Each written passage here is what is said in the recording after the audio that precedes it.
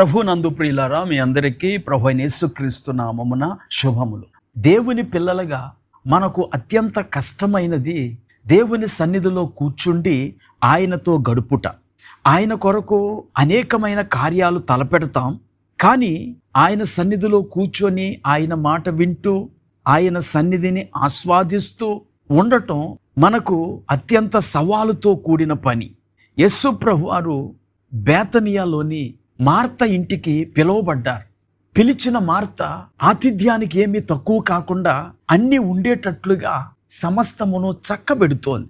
ఆమెకు ఒక సహోదరి ఉంది, ఆమె పేరు మరియా.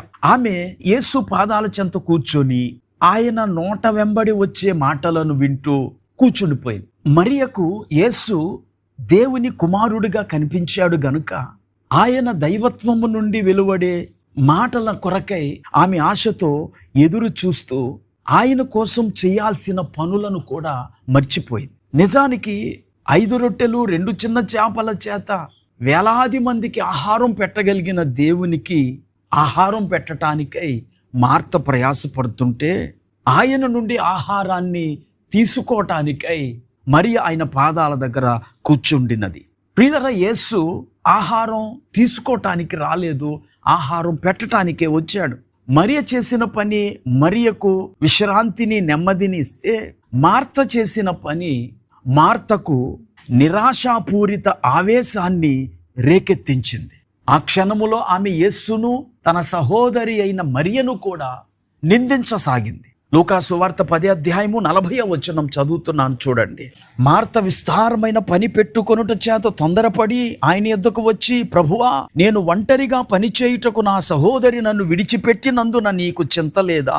నాకు సహాయము చేయమని ఆమెతో చెప్పుమనెను.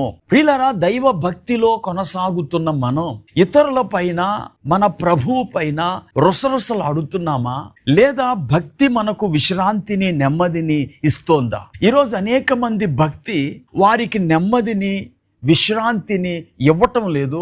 వారు భక్తి చేసే కొద్దీ ఇతరులపై విరుచుకుపడటం, ఇతరులను నిందించటం, ప్రతిదానికి ఇతరులపై పోట్లాడటం అధికమవుతోంది. యోబు గ్రంథంలో యోబు స్నేహితులు యోబును ఇలా ప్రశ్నించారు, నీ భక్తి నీకు ధైర్యాన్ని పుట్టించదా అని. ఈరోజు అనేక సంవత్సరాల నుండి మేము యేసుప్రభువు నమ్ముకున్నామని చెప్పుకునేవారు ఎల్లప్పుడూ ఇతరులపై రుసరుసలాడుతూ కోపపడుతూ ఉంటున్నారంటే వారి భక్తి వారికి నెమ్మదిని ఇవ్వటం లేదా?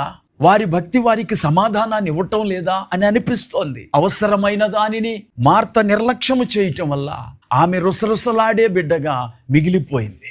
అవసరమైన దానిని అనుసరించిన మేరీ పనుల ఒత్తిడిలో కూడా నిశ్చింతగా ఉండి దేవుని సన్నిధిని సద్వినియోగం చేసుకుంది. ఈ మాటలు వింటున్న నా ప్రియ స్నేహితుడా, సోదరి, దేవుని సన్నిధిలో గడపని వారు దేవునిపై రుసరుసలాడుతారు, చుట్టూ ఉన్న మనుషులపై రుసరుసలాడుతూ ఉంటారు. గనుక నేడే అవసరమైనది ఒక్కటే అని ప్రభువు చెబుతున్నటువంటి ఆయన సన్నిధిని కోరుకోండి, ఆయన సన్నిధిని అనుభవించండి.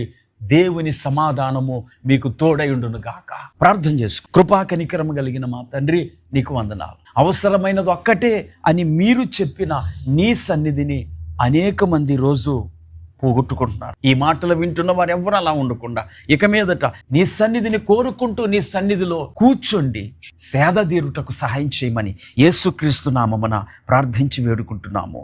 ఆమేన్.